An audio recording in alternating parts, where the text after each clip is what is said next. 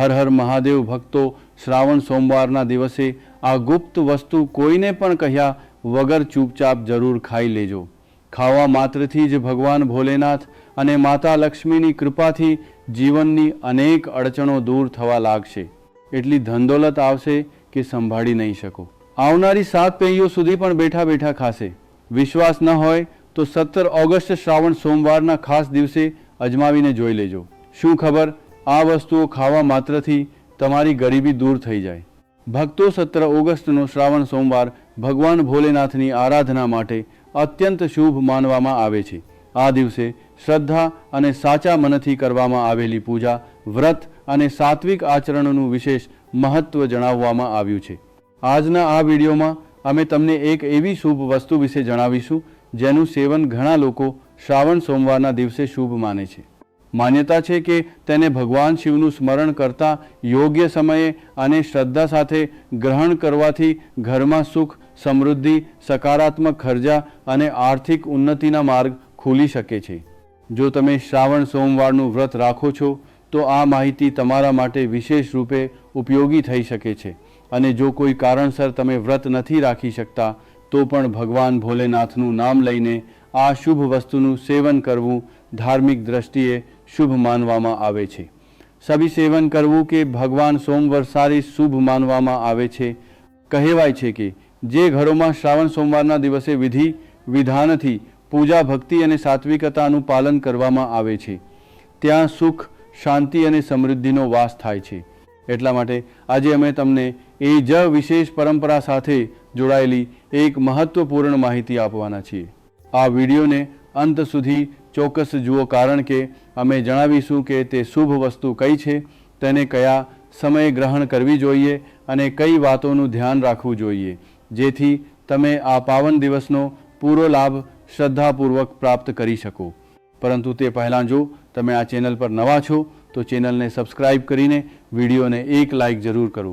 સાથે જ તમે તમારી રાશિ અથવા તમારું શુભ નામ કમેન્ટ બોક્સમાં જરૂર નાખી દો, કારણ કે અમે તમારી રાશિ સાથે જોડાયેલું ભાગ્ય પણ જણાવીએ છીએ અને ભાગ્યમાં ચાલી રહેલી પરેશાનીઓને તાત્કાલિક દૂર કરવા માટે સરળમાં સરળ ઉપાય પણ જણાવીએ છીએ. એટલા માટે તમે તમારી રાશિ કમેન્ટ બોક્સમાં જરૂર નાખી દો. હર હર મહાદેવની હાજરી જરૂર લગાવો. ભગવાન ભોલેનાથ તમારી તમામ મનોકામનાઓ પૂર્ણ કરશે. આજે અમે તમને એક એવી વસ્તુ જણાવવાના છીએ, એક એવી ખાસ વસ્તુ વિશે જણાવવાના છીએ જેને જો તમે 17 ઓગસ્ટ શ્રાવણ સોમવાર વ્રતના દિવસે અમારા જણાવ્યા મુજબ શુભ મુહૂર્ત જોઈને આ એક વસ્તુનું સેવન કરી લો છો તો તમારા ઘરમાં ધન સંપત્તિ એટલી વધી જશે કે તે ખતમ જ નહીં થાય. જી હા ભક્તો, 17 ઓગસ્ટ શ્રાવણ સોમવારના દિવસે જે લોકોના ઘરમાં ખાઈ બનાવવામાં આવે છે, આ 3 વસ્તુઓ તેમના ઘરમાં આખું વર્ષ થાય છે. ધન દૌલતનો વરસાદ. મહિલાઓ શ્રાવણ સોમવારનું વ્રત પોતાની ઈચ્છા પૂર્તિ તથા ઘરમાં સુખ સંપત્તિ માટે રાખે છે. આમ તો આ વ્રત દરેક કોઈ રાખી શકે છે, પરંતુ તમે વ્રત નથી રાખી શકતા, કોઈ વાંધો નહીં. પૂજા નથી કરી રહ્યા, કોઈ વાંધો નહીં. પરંતુ તમારે 17 ઓગસ્ટ શ્રાવણ સોમવારના દિવસે એક વસ્તુ જરૂર ખાઈ લેવાની છે.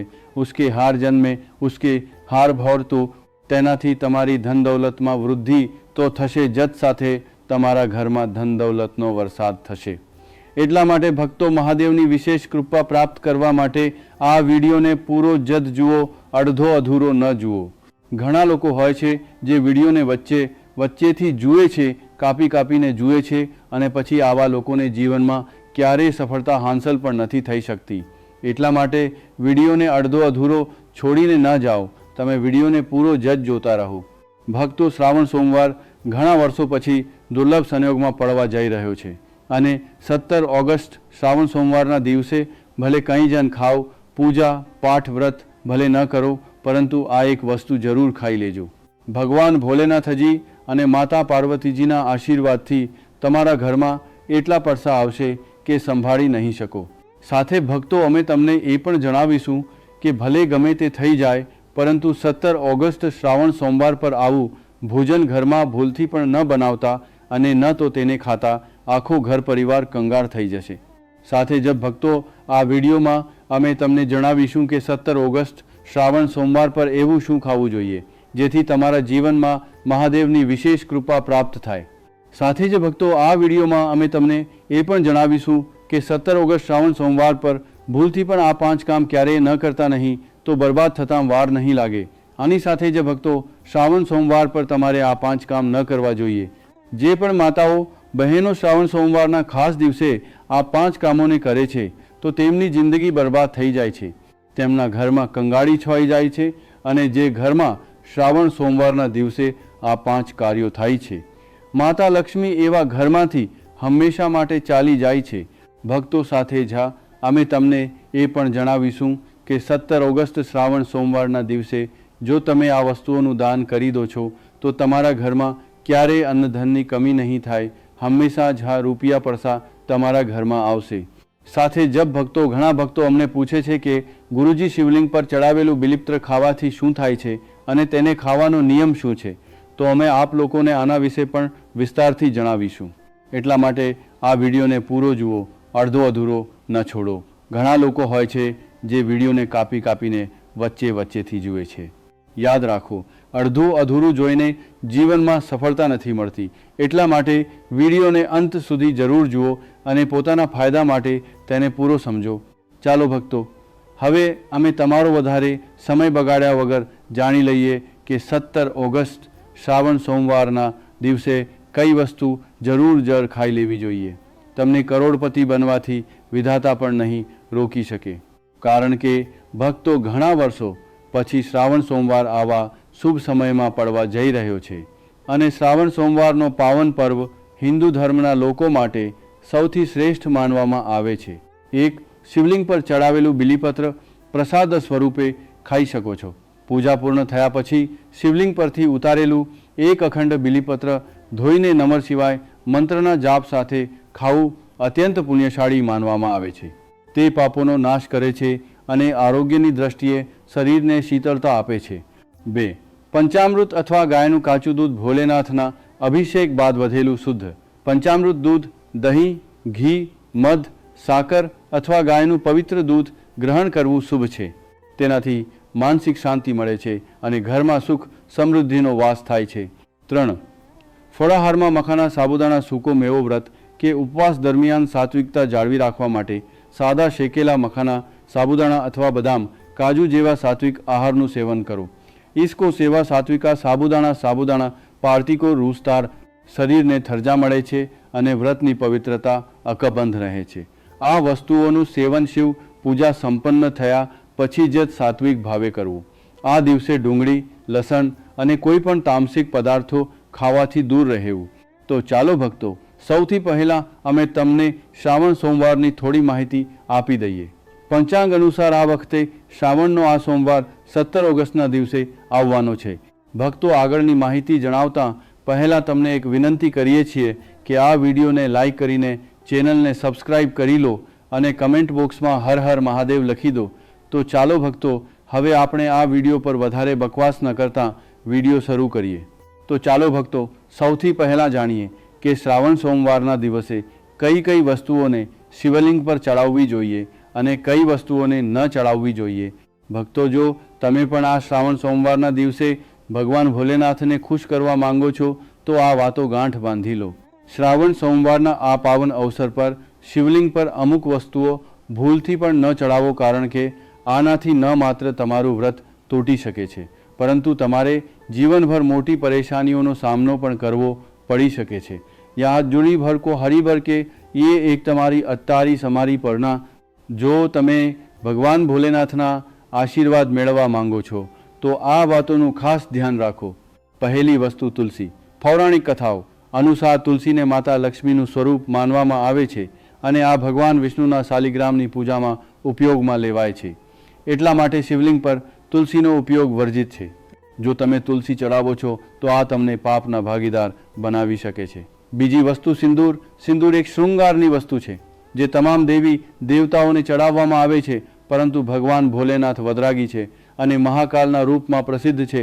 એટલા માટે તેમને સિંદૂર ન ચડાવવું જોઈએ. આ પ્રકારનું પાપ ક્યારેય ન કરતા, કારણ કે ભગવાન ભોલેનાથ આના પર ક્રોધિત થઈ શકે છે. ત્રીજી વસ્તુ, કાળા કપડાં. શ્રાવણ સોમવારના દિવસે જેટલું વધારે થઈ શકે ભગવા અથવા લાલ રંગના કપડાં પહેરો. કાળા કપડાં પહેરવાથી બચો, કારણ કે આ ભગવાન ભોલેનાથના આશીર્વાદમાં અડચણ નાખી શકે છે અને આ અશુભ માનવામાં આવે છે. ખાસ કરીને મંદિરમાં કાળા કપડાં પહેરીને પ્રવેશ ન કરો.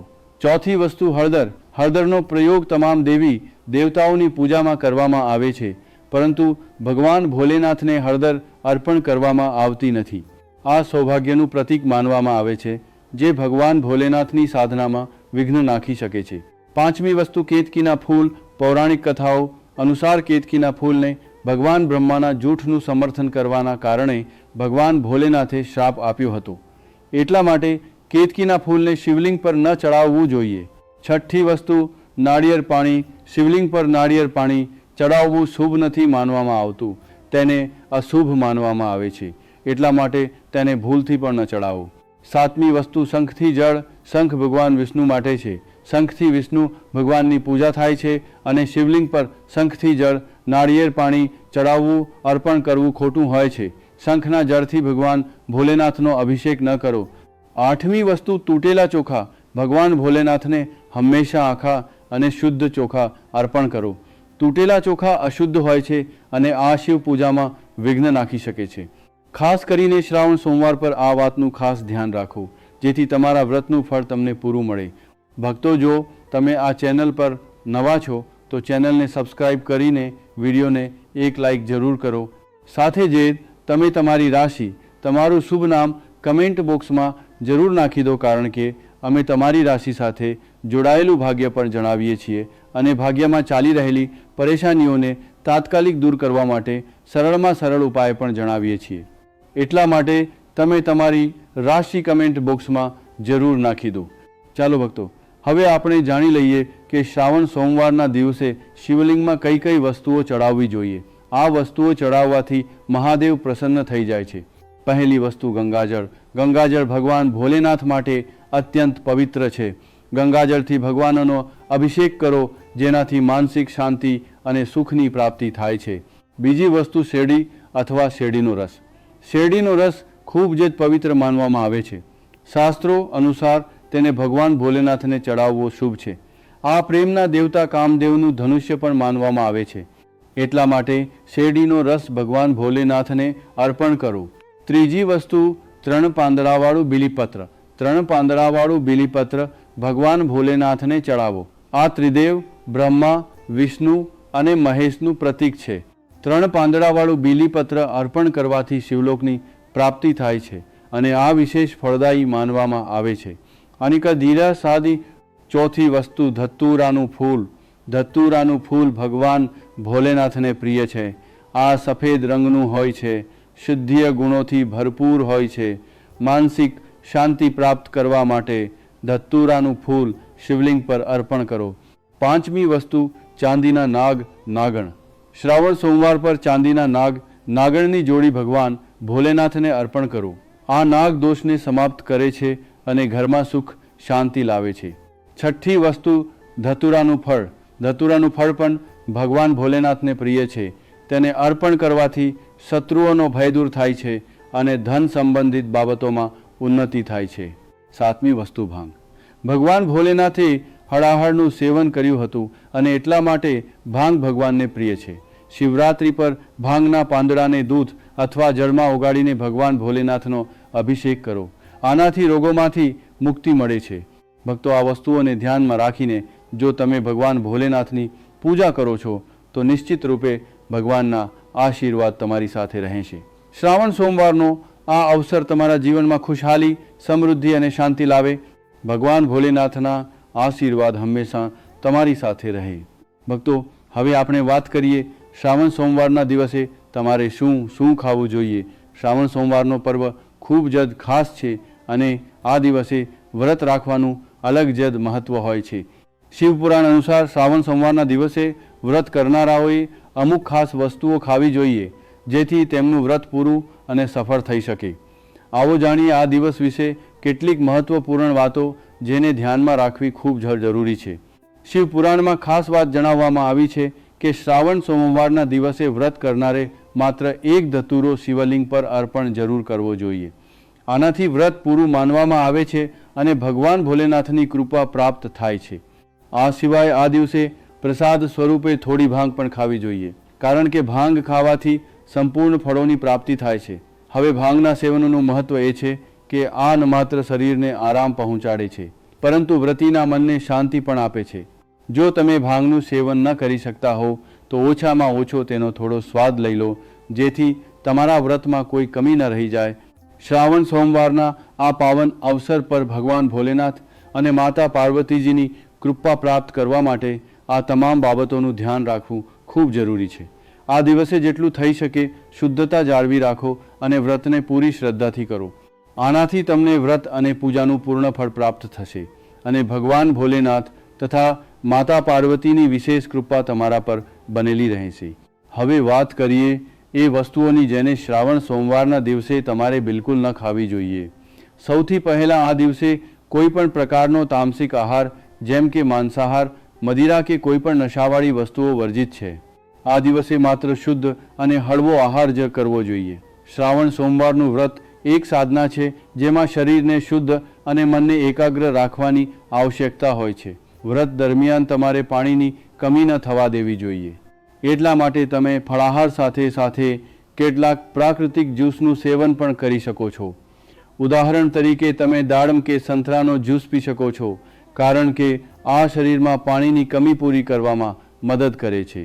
પરંતુ શ્રાવણ સોમવારના દિવસે શેરડીનો જ્યુસ પીવાથી બચો, કારણ કે આ દિવસના વ્રતમાં યોગ્ય માનવામાં આવતો નથી. ભક્તો, જો તમે ફળાહાર કરો છો તો આ દિવસે સફરજન, સંતરા, પપૈયું, કેળા, કાકડી જેવા તાજા ફળો ખાઈ શકો છો.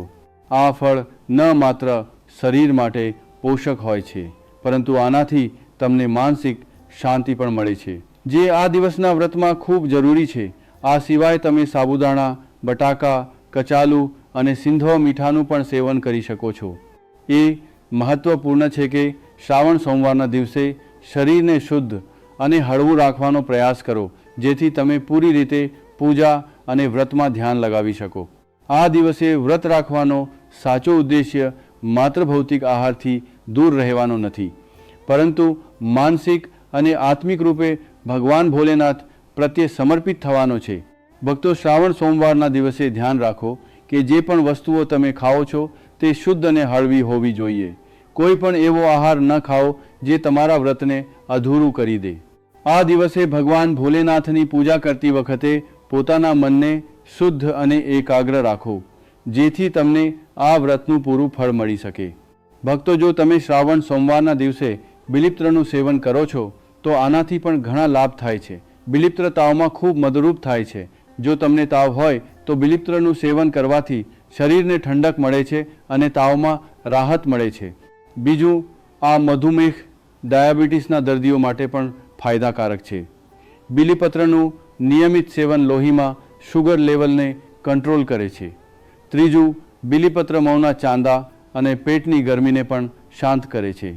જો તમને પેટમાં બળતરા કે મોંમાં ચાંદા હોય તો બિલીપત્રનું સેવન ફાયદાકારક સાબિત થાય છે. ચોથું, બિલીપત્ર લોહીને સાફ કરવામાં મદદ કરે છે. આ શરીરમાંથી ઝેરી તત્વોને બહાર કાઢે છે અને લોહીને શુદ્ધ કરે છે. આની સાથે સોજાને પણ ઓછો કરે છે. જો શરીરના કોઈ ભાગમાં સોજો હોય તો બિલીપત્રના સેવનથી સોજામાં રાહત મળે છે.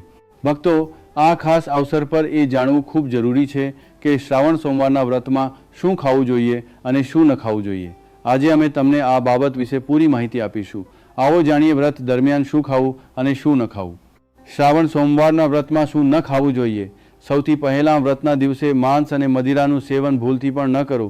આનાથી ન માત્ર તમારી પૂજાનું મહત્ત્વ ખતમ થઈ શકે છે, પરંતુ કંઈ પણ ખોટું થઈ શકે છે. આ દિવસે ઊંઘવાથી બચો, કારણ કે મોડે સુધી સૂવાથી તમારા ભાગ્યમાં અડચણ આવી શકે છે અને ભગવાન ભોલેનાથ તમારાથી ક્રોધિત થઈ શકે છે. શ્રાવણ સોમવારનું વ્રત રાખનાર વ્યક્તિએ આ દિવસે દાળ, ચોખા કે ઘઉંમાંથી બનેલી વાનગીઓનું સેવન ન કરવું જોઈએ. આ દિવસે તમે માત્ર ફળ, દૂધ, ચા અને કોફી લઈ શકો છો. અને હા, જો તમે ભગવાન ભોલેનાથને પ્રસન્ન કરવા માંગો છો તો આ દિવસે કાળા કપડાં પહેરવાથી બચો. આ દિવસે જેટલું થઈ શકે ભગવા અથવા લાલ રંગના કપડાં પહેરો. આ ખૂબ જ શુભ અને મંગળકારી માનવામાં આવે છે. આ સિવાય ભૂલથી પણ આ દિવસે પતિ પત્નીએ શારીરિક સંબંધ ન બાંધવા જોઈએ, કારણ કે આનાથી ભગવાન ભોલેનાથનો ક્રોધ તમારા પર પડી શકે છે. શ્રાવણ સોમવારના દિવસે જેટલું થઈ શકે દાન કરો. આ ન માત્ર તમારા પુણ્યને વધારે છે, પરંતુ ભગવાન ભોલેનાથની કૃપા પણ તમારા પર બની રહે છે.